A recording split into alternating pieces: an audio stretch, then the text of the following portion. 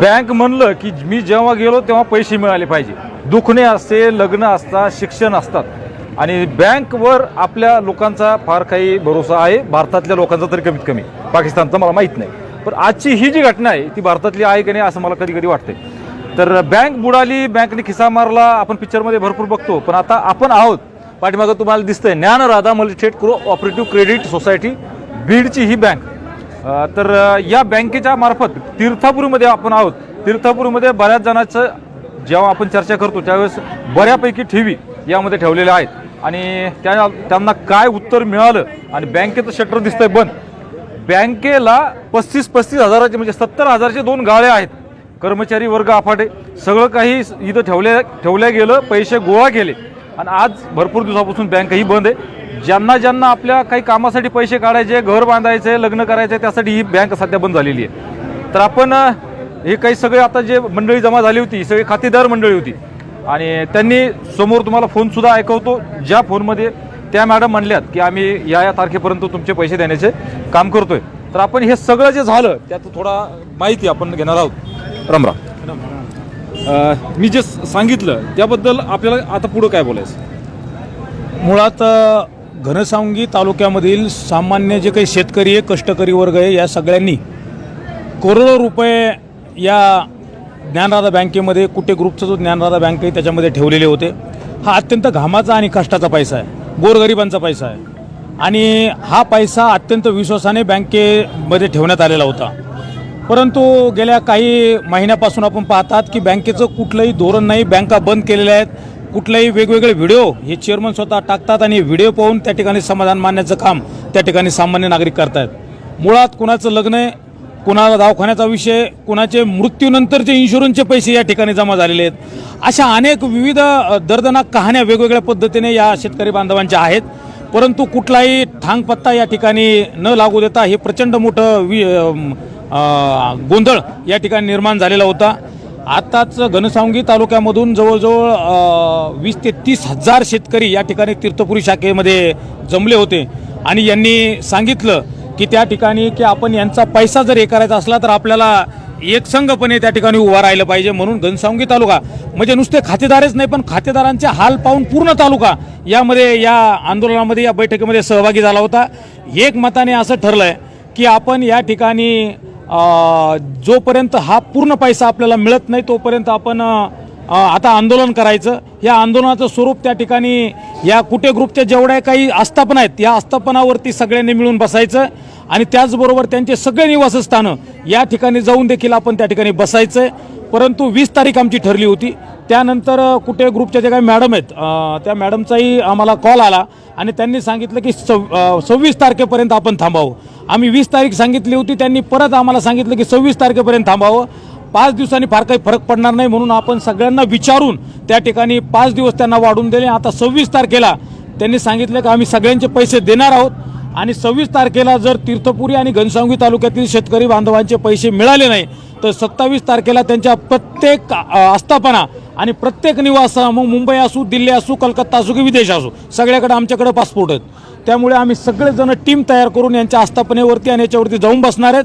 त्यांचं तसं व्यवस्थित संभाषण देखील आमचं झालेलं आहे, कम्युनिकेशन झालेलं आहे. सगळ्या शासकीय लोकशाही मार्गाने हे आंदोलन होणार आहेत. सगळ्या शासकीय गोष्टींना माहिती देऊन, त्यांना देखील प्रत्येक गोष्टीची खडानखडा माहिती देऊन सगळ्या समक्ष त्या ठिकाणी स्पीकर ऑन करून सगळ्या गोष्टीची माहिती दिलेली आहे. त्यामुळे आता विश्वास ठेवूयात की 26 तारखेला पैसे मिळतील. जर 26 तारखेला पैसे मिळाले नाही तर अख्खाच्या अख्खा घनसावंगी तालुका त्या ठिकाणी यांच्या सगळ्या आस्थापना निवासस्थानासमोर जाऊन बसणार आहे आणि हे पैसे, गोरगरिबाचे पैसे जोपर्यंत वसूल होत नाही तोपर्यंत यांच्या कुठल्याही दडपशाहीला न भिता पूर्ण ताकदीने आणि पूर्ण मनगटात बळ दाखवून त्या ठिकाणी लोकशाही मार्गाने हे पैसे आम्ही आमच्या आणणार आहेत आणि या लेकराबाळांचा घास त्यांच्याच तोंडात घालण्याचं काम आम्ही त्या ठिकाणी युवा शेतकरी संघर्ष समितीच्या माध्यमातून करणार आहेत. आपलं घनसावंगीचं जर उदाहरण घेतलं तर घनसावंगीमध्ये किती कोटी रुपये आपल्या घनसावंगीतले म्हणजे शेतकरी वर्ग, या शेतकरी वर्गाचे किती कोटी रुपये अंदाजन असतील बँकेमध्ये सांगता येईल? जवळजवळ 400 कोटीच्या पेक्षा जास्त अमाऊंट यांच्याकडे जमा आहे. बरं, म्हणजे या गोष्टीमध्ये यांनी नेमकं केलंय काय याच्यामध्ये आपल्याला शिरण्याचा निश्चितच अधिकार आहे. परंतु आता ती गोष्ट न करता आपण या लोकांचे पैसे तात्काळ देण्यात यावेत, कुठलाही टप्पा या पैशाला देऊ नये. म्हणजे सगळ्यात महत्त्वाचं आंदोलन घेण्याचं कारण काय, की आल्यानंतर त्यांनी जर सांगितलं 26 तारखेला पैसे देते, नंतर 1 लाखाच्याला जर 10,000 दिले तर हे देखील चालणार नाही. अत्यंत पारदर्शकपणे त्यांनी आम्हाला या ठिकाणी सांगितलं. सगळ्यांसमोर कॉल रेकॉर्ड ओपन करून स्पीकरवरती आपण सांगितलंय. सगळ्यांनी देखील 26 तारखेचा वेळ दिलाय. आणि आता जर 26 तारखेला त्यांनी जर परत टप्पे पाडा म्हटलं तर लोक ऐकणार नाहीत. यामुळे कुठल्याही पद्धतीने त्या ठिकाणी कुठे ग्रुप आणि त्यांच्या सगळ्या संचालक आणि वेगवेगळ्या जे काही संबंधित आहेत त्यांना सगळ्याला विनंती आहे की 26 तारखेनंतर एकमुस्त पैसे या सगळ्या शेतकरी बांधवांना आपले मिळाले पाहिजे. बरं, मला एक सांगा की आता आपण इथं बघतोय भरपूर खातेदार इथं आले होते, तर खातेदाराच्या मनात असंही असू शकतं की नाही बँक कुठं बुडत नसती, कारण की आपल्यात आत्मविश्वास, बँक म्हणजे आत्मविश्वास असं दाखवलं जातं. तर बँक ही बुडत नसती, बँक ही काही प्रॉब्लेम असतील परत चालू होईल आणि आपले पैसे देण्यात येईल. त्याच्यामुळे बरेचसे बांधव हे घरी बसले असतील असं आपण म्हणू. तर खरंच ही एवढी गंभीर घटना आहे का की बँक बंद होते का?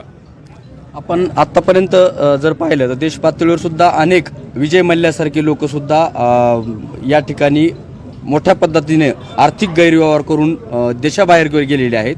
तर आता हे गल्लीबोळात सुद्धा घडायला लागले.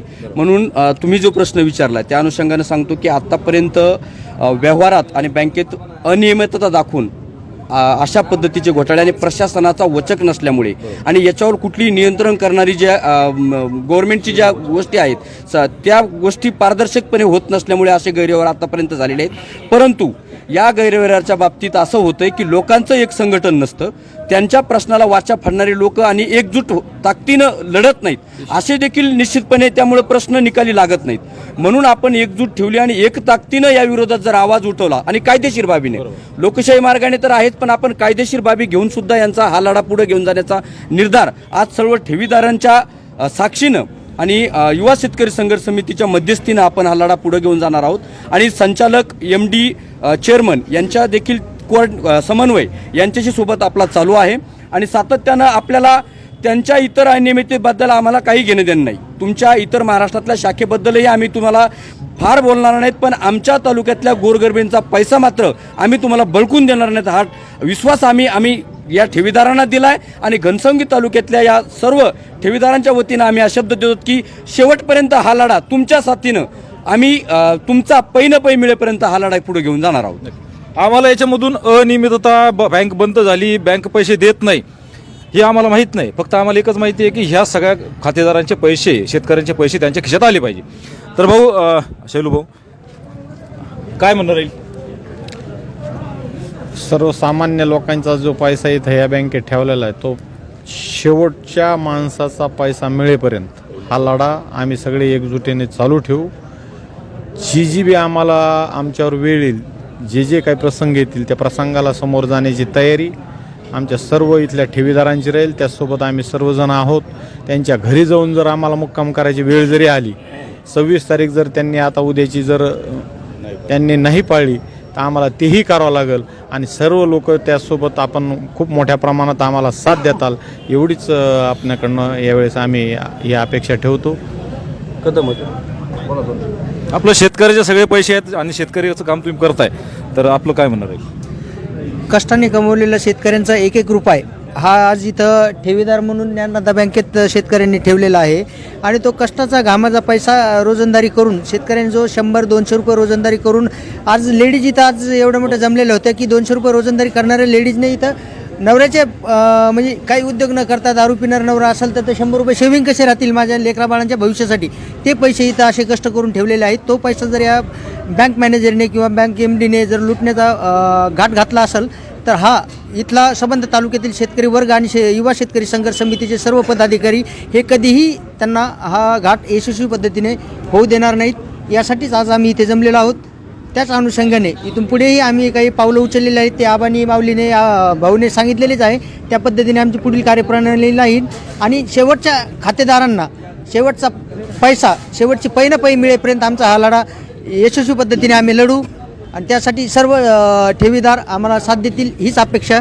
बस, बाकी जय हिंद. युवा संघर्ष समितीच्या मार्फत आपण भरपूर काही कामं हातात घेतले होते. त्याचं आबांनी सांगितलं की भरपूर कामं हातात घेतले आपण, भरपूर कामाचा छडा सुद्धा लावला. हे सुद्धा युवा संघर्ष समिती घनसावंगी यांच्या मार्फत हे काम हाती घेतलेलं आहे. आतापर्यंत जे कामं हातात घेतले त्यात यश आलेलं आहे आणि एकही रुपयाचा कोणालाही फायदा माहीत नाही आहे. एकही राजकारणी माणूस येत नाहीये, सगळे शेतकऱ्याचे पोरं आहेत आणि शेतकऱ्यासाठी झटणारे पोरं आहेत. ही बँकेमध्ये पैसे सुद्धा शेतकऱ्याचेच आहे. त्याच्यामुळे कुठे ग्रुप यांना मी हात जोडून विनंती करतो की तुम्ही काय असाल माहीत नाही, पण जर तुमचं अनियमितता असेल, बँक बंद असेल किंवा तुमचं काय कर्मचारी नसतील, काय जे असेल मला माहीत नाही, तुमचे कायदेशीर कारवाई जे करा ते करत राहा, पण शेतकऱ्याचा पैसा वेळच्या वेळेवर द्या. नसता भाकरी भाजी चटणी जे ते जर तुमच्या समोर सगळे लोक बसतील तर तुम्हाला नक्कीच अडचण येईल. इथं काही जणांच्या ठेवी ठेवलेल्या आहेत, त्यांना आपण बोलणार आहोत. मी मनोहर खोजे. हे आम्ही काय केलं की शेतकरी रिटायर महाराज लोक जे समजा इन्शुरन्स ठेवलेले पैसे बरोबर. सगळे शेतकऱ्यांनी आम्हाला पुढे जाऊन आमच्या लेकरातून आम्हाला कुठेतरी हे पैसे म्हातारपणी कामी येतील असे आम्ही सगळे वृद्ध माणसाचे पैसे या बँकेमध्ये विश्वास कुठे तर ठेवलाय. आणि आता इथून वर आमचा विश्वास यायच्या उडाउडीनं यायचा विश्वास होता, आमच्याकडून उडाला यायचा विश्वास. आता आम्ही शेतकरी संघटनामार्फत सगळेजण मागं राहून आम्ही लढा हे करू यशस्वी. युवा संघर्ष समिती हे जे नाव आहे, हे नाव लक्षात ठेवा, लिहून घ्या आणि याच्या अगोदरचा इतिहास तपासा. नेट तुम्ही गुगलवरती नेटवरती मारा, युवा संघर्ष समिती घनसावंगी काय काय कामं हातात घेतलेले आहेत आणि कुठले कुठले कामं विमाचे असतील, सगळ्या बाबतीत कारखान्याचे पैशाचे असतील किंवा इतरही भरपूर असतील तर त्यामार्फत आपण घेतलेले आहेत आणि त्यात मी एक सदस्य म्हणून काम करतोय. तर आपण सर्वांना विनंती आहे, जे काही प्रशासकीय मंडळी असेल त्यांना की तुम्ही लवकरात लवकर या सगळ्या घटनेचा छडा लावावा ही आपणास विनंती राहील.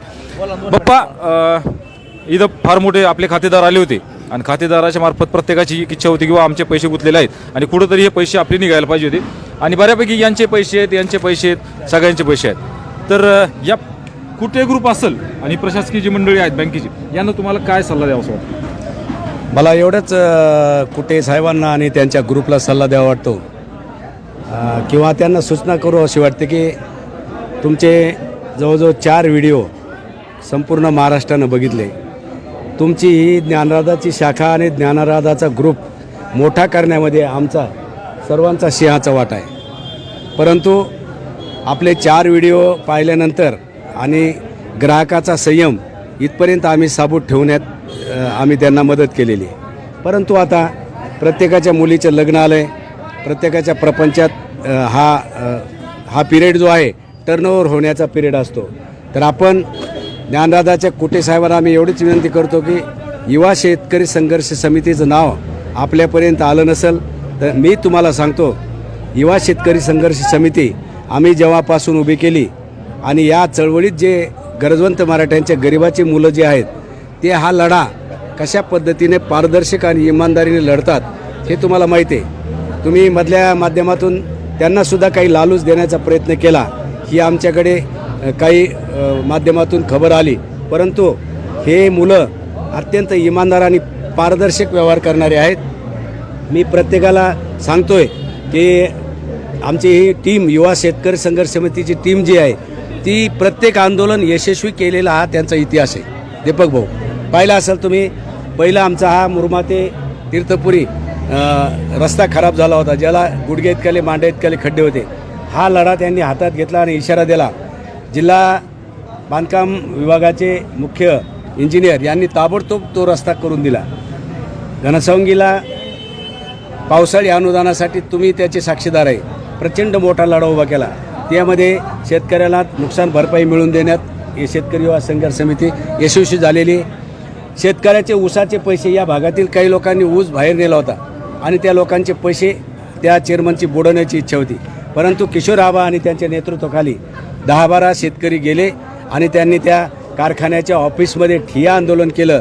शेवटी त्याची गचंडी धरण्यापर्यंत प्रकरण गेलं आणि लोकशाहीचा मार्ग बाजूला ठेवून थोडा जटिलशाहीचा सुद्धा मार्ग अवलंबावा लागला आणि गरज पडली तर तो आम्ही अवलंबवतो. हे आपला इतिहास आहे.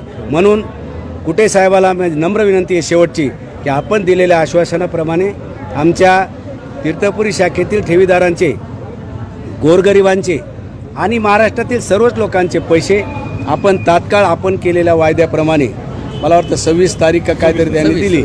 आमच्या शेतकऱ्यांची इच्छा होती 20 तारखेपर्यंत, परंतु आपण ती 26 तारीख मागून घेतली आणि आमच्या युवा शेतकरी समितीने व शेतकऱ्याच्या संमतीने आपल्याला ती तारीख दिली.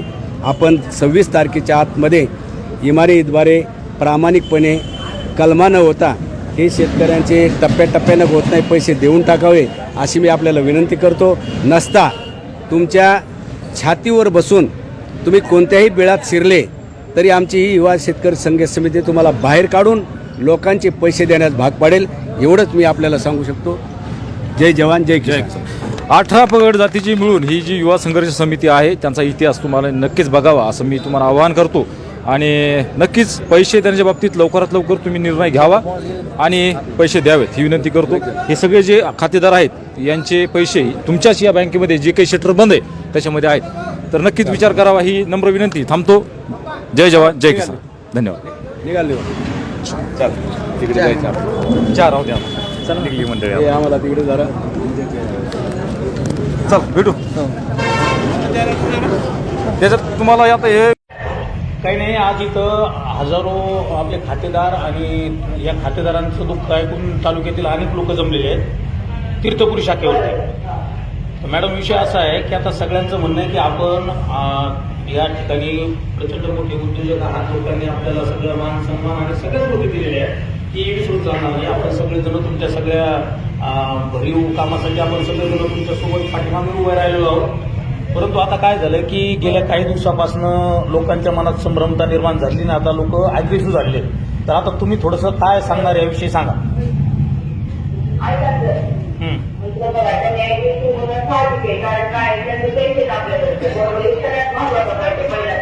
आणि दुसरी गोष्ट म्हणजे काय आपण